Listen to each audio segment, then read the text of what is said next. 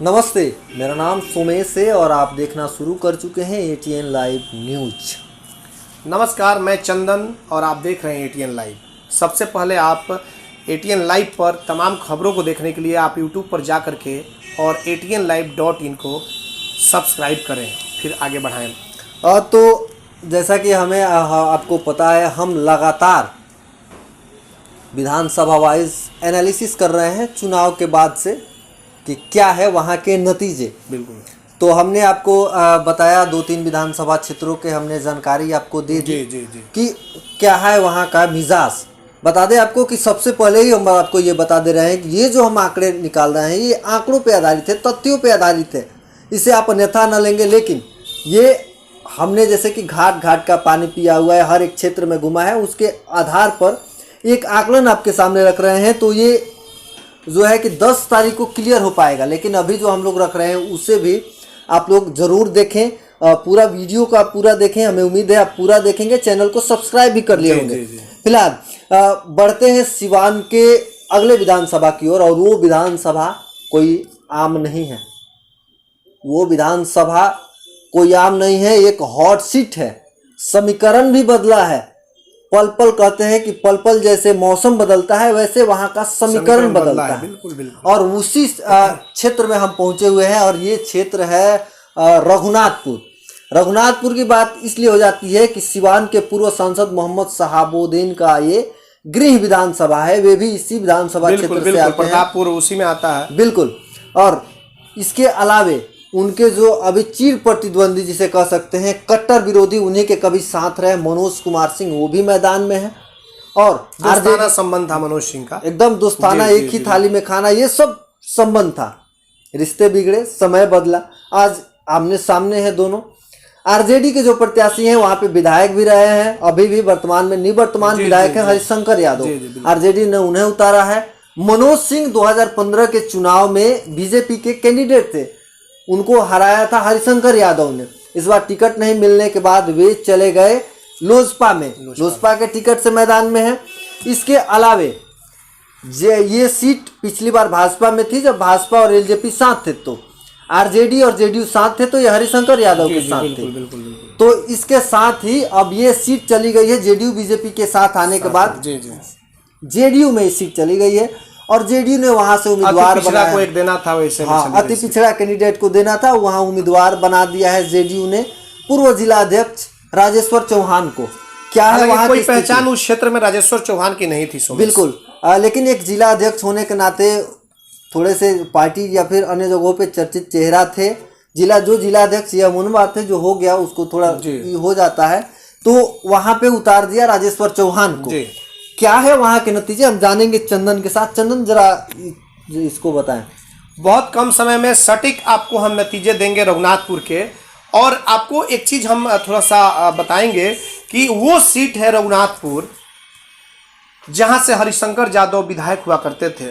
हरिशंकर यादव मोहम्मद शहाबुद्दीन को अपना भगवान मानते हैं, और ऐसा यह माना जा रहा है कि हरिशंकर यादव से कुछ वहां के माइनॉरिटी समाज काफी नाराज थे, जिसका फायदा उठाते हुए मोहम्मद कैफ उर्फ बंटी वो मैदान में आ गए। और उन्हें ऐसा लगा कि मोहम्मद कैफ उर्फ बंटी के तरफ माइनॉरिटी समाज के लोगों का झुकाव रहेगा, लेकिन बिल्कुल ऐसा कुछ हुआ नहीं, क्योंकि आज भी मोहम्मद शहाबुद्दीन को ही मुस्लिम समाज के लोग नेता मानते हैं। इसमें कहीं कुछ सोचने वाली बात नहीं है। हालांकि और भी लोगों का उनके साथ समर्थन रहता है, बहुत सारे लोग हैं। हम शुरुआत करते हैं हरिशंकर यादव से। हरिशंकर यादव को जिताने के लिए मोहम्मद शहाबुद्दीन की पत्नी हिना साहब लगातार कैंपेनिंग करनी शुरू कर दी। ऐसा लगा सुमेश कि मानो हम ही चुनाव लड़ रहे हैं। बिल्कुल। और हरिशंकर यादव को जब टिकट मिलने की बात आई थी तो हिना साहब के नाम की चर्चा भी होने लगी थी उस सीट पर, और हिना साहब के नामों पे चर्चा नहीं लगी थी, चर्चा ही नहीं हुई थी। आपको बता दें एक चीज, और एटीएन लाइव आपको एक्सक्लूसिव और पहली खबर आपको बताने जा रहा है, जो शायद आपको भी पता नहीं होगा, कि हिना साहब का टिकट फाइनल हो गया था। लेकिन हिना साहब का टिकट जब फाइनल हुआ तो मोहम्मद शहाबुद्दीन ने भी हिना साहब पर ही छोड़ दिया था कि आप समझ लीजिए कि आपको क्या करना है। आज के समय में ऐसा कहा जाता है, कोई भी व्यक्ति हो उसकी चाह होती है ऊपर तक जाने की, और यहां तो टिकट के लिए लोग करोड़ों रुपए फेंक कर टिकट लेना चाहते हैं, लेकिन वो शख्स हिना साहब हैं जिनके पास टिकट आ गया, लेकिन वो टिकट फिर से हरिशंकर यादव को दे दी, तनिक भी बिना सोचे हुए। क्योंकि वो उन लोगों ने सोचा, और जैसा कि उन लोगों ने वादा कर चुका था हरिशंकर यादव से कि आपको ही चुनाव लड़ना है, और पल भर में पार्टी की बातों को दरकिनार करते हुए टिकट मिला हुआ और हरिशंकर यादव को सिंपल हिना साहब ने दे दिया। तो ये जो चीज है ये सबसे नहीं होगा। उसका सीधा फायदा फिर आरजेडी को वहां मिलते दिख रहा है। कारण क्या है कि अगर हम बात करें मनोज सिंह की, मनोज सिंह उस समय बीजेपी से 2015 में टिकट लेकर के चुनावी मैदान में थे, और ऐसा लगा था कि मनोज सिंह बाजी मार देंगे रघुनाथपुर सीट से, क्योंकि नरेंद्र मोदी की लहर थी, अमित शाह की लहर थी, और उस समय एलजेपी और बीजेपी एक साथ थी। लेकिन स्थितियां यह हुई कि मनोज सिंह को हार का सामना देखना पड़ा, और वहां तकरीबन 10,622 मतों के अंतराल से मनोज सिंह चुनाव हार गए और हरिशंकर यादव ने रघुनाथपुर सीट पर कब्जा जमा लिया। इस बार समीकरण चेंज हो गया, एलजेपी चुनाव अलग लड़ गई, जो जेडीयू और आरजेडी एक साथ थी वो बिल्कुल बीच में हट करके फिर जेडीयू बीजेपी के साथ चली गई। मनोज सिंह काफी प्रयास में थे कि टिकट हमें ही मिले, लेकिन अंततः क्या हुआ कि वो सीट चली गई जेडीयू के खाते में, और जो दरौंदा की सीट थी वो समझौता हो गया बीजेपी के खाते में दे दिया गया, क्योंकि पहले तो जेडीयू के खाते में रहती थी वो सीट। तो उस पर अति पिछड़ा से राजेश्वर चौहान को वहां से चुनाव लड़ा दिया गया। अब ऐसे में मनोज सिंह करे तो क्या करे, तो उनका तो पहले से तैयारी सब कुछ चल रही थी, चुनाव तो हर हाल में लड़ना था, टिकट मिले या ना मिले या फिर जैसे भी हो, लेकिन वो चिराग पासवान से संपर्क साधे और एलजेपी से टिकट लेकर के वो चले आए। लेकिन जिस तरीके से मनोज सिंह को सेंधमारी करनी चाहिए और जिस तरीके से वो लगे थे कि मुस्लिम समाज का वोट हमें मिल जाएगा और फिर से एक बार हम चुनाव जीत जाएंगे, ऐसा कुछ हुआ नहीं। मुस्लिम समाज के जो वोटर थे वो बिल्कुल अंत तक एक जगह सिमट गए, क्योंकि हिना साहब एक एक जगह पर जाकर यह कहने लगी, जो मैसेज हमें वहां से मिलने लगी कि यह चुनाव हरिशंकर यादव नहीं बल्कि मैं, हिना साहब और मोहम्मद शहाबुद्दीन साहब ये चुनाव लड़ रहे हैं, आपके हाथ में सब कुछ है, क्या फैसला लेना है क्या नहीं लेना है। और ऐसे में जो लोगों का मूड और मिजाज था वो बिल्कुल बदल गया, और वो हिना साहब के पक्ष में यानी कि मुस्लिम समाज का जो वोट है वो आ गया। चर्चा हो रही है कि मनोज सिंह सीधी टक्कर दे दिए हरिशंकर यादव को, और मनोज सिंह 2 नंबर पर आएंगे, ये चर्चा चल रही है। तो क्या हम सवाल आपसे करेंगे, जो लोग चर्चा कर रहे हैं, कि क्या नरेंद्र मोदी और नीतीश कुमार से बड़ा चेहरा है क्या चिराग पासवान? और इस सवाल का जवाब अगर आप दे देंगे तो वाकई सब कुछ रिजल्ट और परिणाम तो आपके सामने होंगे। मुझे जहां तक जो जानकारी मिल रही है कि मनोज सिंह का जो स्थिति था उस क्षेत्र में वो स्थितियां बिल्कुल ठीक ठाक चल रही थी, लेकिन जो सेंधमारी मनोज सिंह करना चाहे बीजेपी वोटरों को या फिर जेडीयू के जो वोटरों को, वो नहीं कर सके।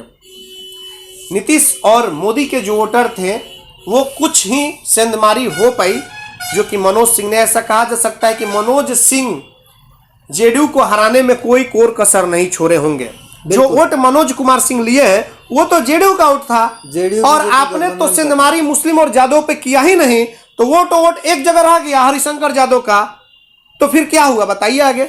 और बिल्कुल यही हुआ होगा कि जो वोट है तो गठबंधन का वोट है। मनोज सिंह कुछ दिन पहले तक जिला अध्यक्ष हुआ करते थे बीजेपी के जिला अध्यक्ष होने के नाते, और उनका गृह विधानसभा है बिल्कुल बिल्कुल, और उसके नाते वहां पे उनके जो भी वोट कटे होंगे बीजेपी, जाहिर सी बात है बीजेपी का वोट होगा, बीजेपी जेडीयू का वो जो वोट है वहां से वो जब वोट निकाल दिए तो जेडीयू को कमजोर तो कर ही दिए। अब जब जेडीयू कमजोर हो गई तो ऐसे में कैसे अब कहना जायज होगा कि जेडीयू वहां से निकल रही है। एक बात और आपने अगर आपके दिमाग में ये चल रहा होगा, बहुत से लोगों की बात हुई कि विक्रम कुंवर जन अधिकार पार्टी से थे, 15 की बात करें तो मिल गए जाकर के जेडीयू में, बिल्कुल नॉमिनेशन करने के बाद जाकर के मिल गए। बिल्कुल हम यही बात कर रहे हैं कि विक्रम कुंवर अगर समर्थन दे दिए तो मजबूत हुआ होगा, लेकिन ऐसा नहीं है। विक्रम कुंवर भी इसलिए समर्थन दे दिए क्योंकि उनको मनोज सिंह से नहीं बनती है। मनोज सिंह उनके दूर विरोधी हैं। जी जी बिल्कुल। उनको हराने के लिए विक्रम कुंवर ने अपना त्याग किया, चुनाव नॉमिनेशन करने के बाद भी जाके सीधे रघुनाथपुर में एक सभा हो रही थी, उस सभा में वे पहुंचे और सीधे समर्थन दे दिया। तो ऐसे में लगा कि जो बीजेपी का जो वोट जा रहा था, जो वोट मनोज सिंह काट रहे हैं, उसको ये लोग ट्रांसफर कर लिए अपने में, लेकिन ऐसा कुछ होता दिख नहीं रहा है। विक्रम कुंवर एक सुलझे हुए और बहुत ही बुजुर्ग नेता है। हमें याद है कि जैसे हमने सुना है, उस समय तो हमारा जन्म नहीं हुआ था, 1977 में वे विधायक बने थे, यहाँ से विधायक बने थे। उसके बाद लगातार हारते जीतते यहाँ तक पहुँचे हैं विक्रम कुंवर। तो ऐसे में वे भी जितने वोटों को ट्रांसफ़र कराना चाहिए था वो नहीं करा पाए हैं, और इसी का नतीजा है कि जेडीयू को कहीं ना कहीं नुकसान होता दिख रहा है। उसका सीधा फायदा किसको मिल रहा होगा? बिल्कुल, उसका जो फायदा है वो आरजेडी को मिल रहा है। राजद को इसलिए मिल रहा है कि जो जन अधिकार पार्टी के नाम पर, पप्पू यादव के नाम पर जो लोग उनसे जुड़े थे, ये जब समर्थन दे दिए तो जो जाहिर सी बात है कि ये वोट कहीं ना कहीं पप्पू यादव भी उसी आंदोलन से आते हैं, जिधर बैकग्राउंड से आते हैं, जिधर से राष्ट्रीय जनता दल और उसके नेता आते हैं। तो जाहिर सी बात है कि उनका जो कुछ वोट होगा उधर गया है, कुछ वोट है जेडीयू में आया है, और कुछ जो उनके स्वजातीय है, जो उनके करीबियों का वोट है, वो तो जेडीयू में आ गया है। उसमें से भी कुछ वोट जो है मनोज सिंह को भी गया जरूर होगा, ये कहने में कहीं भी देखिए सुमेश, ऐसा कहा जा रहा है कि जो स्थितियां है, मनोज सिंह का व्यक्तिगत भी कुछ वोट है उस क्षेत्र में, कुछ लोगों के लिए बहुत कुछ उन्होंने किया भी है, तो ऐसे में यह नहीं कहा जा सकता है। हाँ, लेकिन जिस तरीके से परिस्थितियां बनी थी, अगर वाकई में मनोज सिंह अगर निर्दलीय के तौर पे आए रहते तो जो रिपोर्ट जो मिल रहे हैं सामने, वो और अच्छी स्थिति होती। बिल्कुल। क्योंकि मनोज सिंह एक परिपक्व नेता हैं और वो जानते हैं कि किस तरीके से किसको अपने पाले में लाना है, वो बिल्कुल वो जानते हुए हैं, क्योंकि वो लोग कई चुनाव लड़े हुए हैं, कई बार एमएलसी का भी चुनाव लड़े, चुनाव भी जीते। बीजेपी के जो व्यास सिंह थे वो चुनाव हारे भी। लेकिन जो स्थितियां हो रही है कि मनोज सिंह और राजेश्वर चौहान, ये दोनों लोग कहीं ना कहीं आपस में ही वोट का बंटवारा कर लिए हैं। लेकिन जो नीतीश कुमार का जो वोट है, अति पिछड़ा बैकवर्ड जाति का कुछ वोट है, वो तो गया होगा नीतीश कुमार के ही नाम पर। और आरजेडी का जो वोट है वो मुस्लिम और यादव, ये तो टोटल वोट है।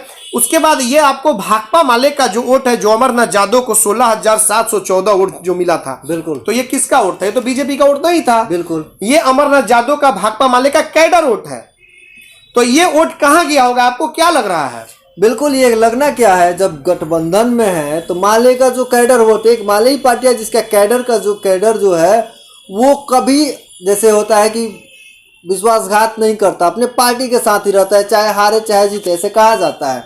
तो जो 16,714 वोट जो मिले हुए थे अमरनाथ यादव को उस समय 15 में, तो वो जाहिर सी बात है जब आरजेडी के साथ माले गया तो पूरा माले के साथ ही गए होंगे, जो उसमें वो बढ़त हो गए। आरजेडी के साथ ये हो गया और जेडीयू और एनडीए के साथ ये हो गया कि मनोज सिंह जो थे वो उसमें से वोट बांट लिए।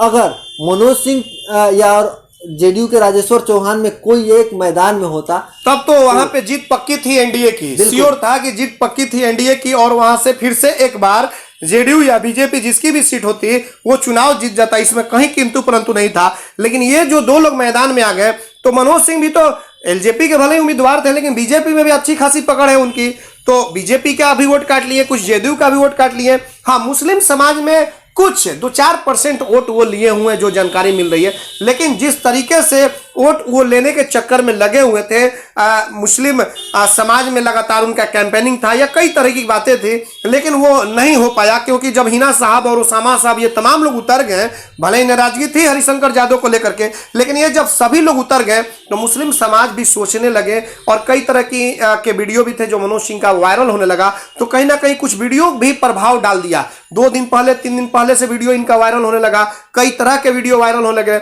लोगों को अब 10 तरह की बातें, चुनाव है तो नई पुरानी बातें तो ताजा होने लगती हैं, तो ये बातें ताजा होने लगी, और इसको लेकर के थोड़ा सा नुकसान हुआ मनोज कुमार सिंह को। और ऐसे में जेडीयू और एलजेपी ये दोनों लोग आपस में ही भिड़ गए। अब 2 नंबर और 3 नंबर के लिए आपस में ये लोग लगे हुए हैं। लेकिन जहां तक जो आंकड़े वहां से निकल करके जो सामने आ रहे हैं, उसमें यही आ रहा है कि आरजेडी का पल्ला भारी, यानी कि हरिशंकर यादव फिर से एक बार वहां के विधायक बन सकते हैं। सुमेश, बिल्कुल, हरिशंकर यादव फिर से एक बार विधायक बन सकते हैं। इसमें जो अभी आंकड़े आ रहे हैं उसके हिसाब से कोई उसमें दो राय नहीं है जी।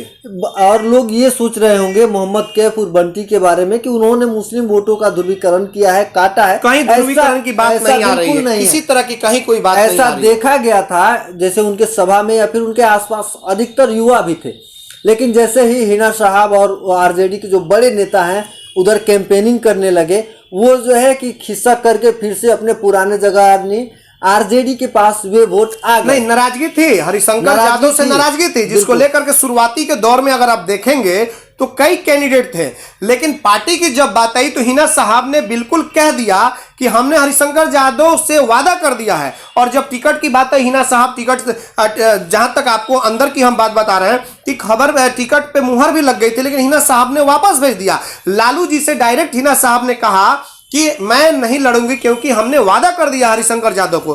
तो जाहिर सी बात है कि वो लोग तो पूरी तरह से परिपक्व एक नेता के तौर पे राजद की जो नेत्री हिना साहब हैं और वो जानती हैं। और जिस तरीके से उन लोगों ने शहाबुद्दीन भी, जैसे कि उनके बारे में कहा जाता है कि शहाबुद्दीन भी किसी को अगर वादा कर देते थे, वादा खिलाफी नहीं होती थी, ठीक उसी पैटर्न पे हिना साहब का कहना था कि हमने वादा कर दिया था हरिशंकर यादव को, और इस परिस्थिति में वो चुनाव वो उनको सिंबल दे दिया गया।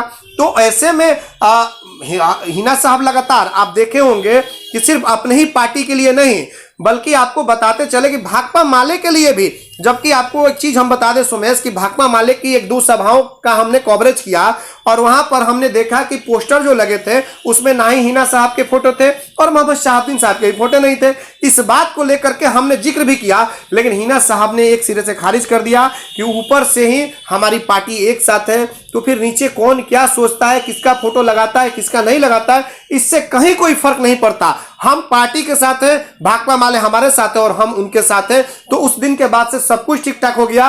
फिर भाकपा माले इस बयान को देखने के बाद से फोटो भी लगाना शुरू कर दी और जिस तरीके से कैंपेनिंग करना शुरू कर दी हिना साहब, ऐसे में तो लगा कि ये खुद ही चुनाव लड़ रही है रघुनाथपुर विधानसभा क्षेत्र में। सुमेश बिल्कुल, और जैसे कि पोस्टर की बात हुई तो पोस्टर में इस मामले को लेकर जिलाध्यक्ष ने भी इस बात को लेकर सवाल खड़े किए थे। उसका विजुअल भी हमारे साथ है, हमारे पास है, भाई सब हमारे पास है कि उन्होंने ये सवाल किए थे, खड़े किए थे कि कहीं ना कहीं ये भविष्य के लिए खतरा हो सकता है। लेकिन इन सभी बातों को हिना साहब ने खारिज कर दिया था। लेकिन इन सभी बातों को हिना साहब ने खारिज कर दिया था। और इसके साथ ही जो वोटर हैं वो, जैसे कि इन लोगों का कैंपेनिंग वहाँ हुआ, जैसे कि एक बात हम लोगों ने गौर किया कि ओसामा साहब जो कि मोहम्मद शहाबुद्दीन के जो बेटे हैं ओसामा, बिल्कुल वो अपनी माता, उनकी माता जी जब लोकसभा के चुनाव लड़ते थे उस समय तक वे नहीं दिखते थे, लेकिन बड़हरिया और रघुनाथपुर में दिखाई देते थे, बहुत कम दिखाई देते थे। बिल्कुल, और वो मीडिया के सामने नहीं आते थे। लेकिन इस बार जब एक दो जगह हम लोगों ने भी सवाल किया तो अपनी बातों को बड़े ही बेबाकी के साथ ऐसा लग रहा था कि अब वो पूरी तरीके से चुनाव की तैयारी में अब लग चुके हैं, मैदान में आ चुके हैं। होना भी चाहिए, जाहिर सी बात है, विरासत में मिली हुई है राजनीति उन लोगों को, तो आगे तो आना ही चाहिए उन लोगों को। बिल्कुल। तो यही हम भी कहना चाह रहे थे कि ये रघुनाथपुर और बड़हरिया में खासकर इनकी जो थी जो इनकी सक्रियता है वो देखी गई थी। जी। लेकिन अब हुआ क्या कि अब वोट जो है, मुस्लिम वोट जो अल्पसंख्यक वोट है वो एक तरफ हुआ, यादव वोट एक तरफ हुआ, और इसके अलावे जो उनके समर्थक है, अपने कैडर है आरजेडी के, वो एक तरफ हुआ। और नतीजा ये आ रहा है कि एक बार फिर से हरिशंकर यादव पगड़ी बांधेंगे, यानी उनके सर पे सेहरा होगा, वही बैठेंगे कुर्सी पर। इसमें जो मनोज सिंह अगर नहीं आए होते या फिर राजेश्वर चौहान नहीं आए थे, दोनों में कोई एक आया होता तो फिर ये सीट एनडीए के खाते में जाती है, ये श्योर था। और यहाँ पे सिर्फ वही हाल हो गया है, ना खेलेंगे ना खेलने देंगे, खेलवे बिगाड़ देंगे, सिर्फ यही नतीजा निकल कर सामने आता दिख रहा है। चंदन, ऐसा है? जी, ऐसा ही बिल्कुल यही नतीजा दिखाई दे रहा है। 2 नंबर और 3 नंबर के लिए मनोज कुमार सिंह और राजेश्वर चौहान चुनाव, वहां पे जो स्थितियां जो आ रही है सामने वो दिखाई दे रही है। लेकिन 10 तारीख को बिल्कुल ये तो साफ आंकड़े भी हमारे सामने जो है वो दिखाई दे रहे हैं कि 61,042 वोट जो हरिशंकर यादव को मिले थे और 16,714 वोट अमरनाथ यादव को मिले थे। इनको दोनों को इंक्लूड कर लिया जाए, और उस समय आरजेडी के साथ जेडीयू थी, जेडीयू के कोई उस तरह के जमीनी स्तर पर कार्यकर्ता नहीं है, जो कि स्थितियां देखी गई। राजेश्वर चौहान चुनाव लड़ने के लिए गए, कहां कोई विशेष लोग जेडीयू के दिखाई दिए। जो खेमा था, कुछ बीजेपी के खेमे थे, वो मनोज सिंह के साथ दिखाई दे रहे थे। तो ऐसे में अगर जेडीयू की हम बात कर ले, अगर उसमें से 7-8-10 हजार तक हम वोट निकाल देते हैं, पिछले बार 2015 की बात करें अगर, तो वो वोट को जोड़ लिया जाए प्लस 16,000 भाकपा माले को वोट को जोड़ लिया जाए, तो ये मिला करके तकरीबन हो जाएंगे लगभग 66,000 के आसपास। अगर माइनस किया जाए 10,000 तो जेडीयू वाला, तब भी मुझे लग रहा है कि हरिशंकर यादव का पलड़ा भारी है। जो वोट की पोलिंग जो हुई है 47.38%, ये बहुत ज़्यादा कम है, तो ये पिछले बार की अपेक्षा बहुत ही ज़्यादा कम है। तो यहाँ जो लॉस हुआ है वही हुआ है कि स्वर्ण जाति के लोग कैंडिडेट अच्छे नहीं आए, नहीं गए होंगे, या कुछ उस तरह से जो लोग हैं नहीं गए होंगे। तो कहीं ना कहीं कुल मिला जुला करके जो है जेडीयू और एलजेपी के लिए खतरे की घंटी है, और वहाँ महागठबंधन के लिए, महागठबंधन के पक्ष में जो सामने जो फैसला आ रहा है वो आ रहा है। ये आंकड़े जो है वो लोगों का लिया गया आंकड़ा है, जो एग्जिट पोल्स है उसके आधार पे हम आपको ये आंकड़े दिखा रहे हैं कि क्या कुछ हो सकता है रघुनाथपुर विधानसभा क्षेत्र में। ऐसा कहा जा रहा है कि रघुनाथपुर विधानसभा क्षेत्र में फिर से एक बार आरजेडी के विधायक हरिशंकर यादव ही पगड़ी बांधेंगे। सुमेश, बिल्कुल। तो ये जो हमने आपको दिखाया, ये तो दिख रहे हैं। पिछले आंकड़ों को लिया हमने, वर्तमान के जो स्थितियां रही उसको हमने आपको दिखाया, अनुमान बताया। लेकिन इस बात को नहीं भूलना होगा कि हर एक बूथ पर एक एक मामले हैं, अपने मामले हैं, वहाँ के स्थानीय मुद्दे हैं। ये तो 2015 के आंकड़े हैं, लेकिन उसी के आधार पे जो कैडर है वो तो बदल नहीं सकता है। तो जो मुद्दे हैं इस बार भी कुछ नए मुद्दे हैं, कोरोना हो या फिर अन्य मुद्दे हैं, अपराध कोरोना हो, बाढ़ हो, बेरोजगारी है, कई तरह के मुद्दे हैं। तो इन तमाम मुद्दे, ये जैसे मुद्दे, ये सब मुद्दे इस चुनाव में हावी थे, इस बात को मानना होगा। बिल्कुल इस बात को मानना होगा। और एक और बदलाव की भी बयार थी, इस चीज को हम लोग लगातार देख भी रहे थे, बदलाव की बयार थी। और ज्यादातर देखी जाए तो जहां जहां जेडीयू लड़ी है वहां उसको नुकसान ज्यादातर हुआ है। बीजेपी जहां है वहां नुकसान ज्यादा नहीं हुआ है, क्योंकि बीजेपी गेम प्लान के तहत एलजेपी को उतारी हुई है। तो जाहिर सी बात है कि जब हम आप पे भरोसा ही नहीं करेंगे, एक साथ रह करके भरोसा नहीं है, तो फिर सब कुछ बेकार है। तो उसी तरीके से वो काम हुआ है, बिल्कुल इसी तरीके से ये काम हुआ है। और इसी का नतीजा है कि जैसे कि इसी का नतीजा है कि जो एग्जिट पोल्स आ रहा है, यही सीट का हाल है, सभी जगहों की यही हाल है कि जहां जहां जेडीयू चुनाव लड़ी एलजेपी को दे दिया गया है, ताकि आप जीतिए नहीं तो हरा जरूर दीजिए, और उसमें वो एलजेपी सक्षम हो गई है। बिल्कुल, यानी कि ये कुल मिलाकर ये कहा जाए कि सीएम नीतीश को किनारे लगाने के लिए, चारों खाने चित करने के लिए बीजेपी ने जो मास्टर प्लान खेला था, जो चाल चला वो उसमें सफल हो रही है, पूरी तरीके से सफल हो रही है। भले ही सरकार बने या न बने, वो अलग की बात है। लेकिन आपसे ये भी रिक्वेस्ट हम करेंगे, हमने आपको बताया भी कि ये आंकड़ों पर आधारित बिल्कुल बिल्कुल। मुद्दे क्या है, जनता के पास इसकी चाबी है, कहती कुछ और है, इस चुनाव में कहीं कुछ और है। इसलिए क्योंकि जनता को गोल गोल घुमाने वाले नेता इस बार खुद ही उनको जनता गोल गोल घुमाई हुई है। होता है क्या, आगामी 10 तारीख को पता चलेगा जब नतीजे आएंगे, और उसमें भी हम आपको सबसे पहले नतीजे सबसे पहले और सबसे सटीक आपको हम काउंटिंग की पल पल की खबर दिखाएंगे। और उसके लिए आप अपने मोबाइल के YouTube पर जाएं और ATNlive.in को सब्सक्राइब करें, ताकि 10 तारीख को तमाम जो मतगणना से जुड़ी अपडेट खबरें होंगी, बाहर से लेकर भीतर तक, ये तमाम खबरें हम आप तक पहुंचाने का काम करते रहेंगे। तब तक के लिए हमको दीजिए इजाजत, नमस्कार।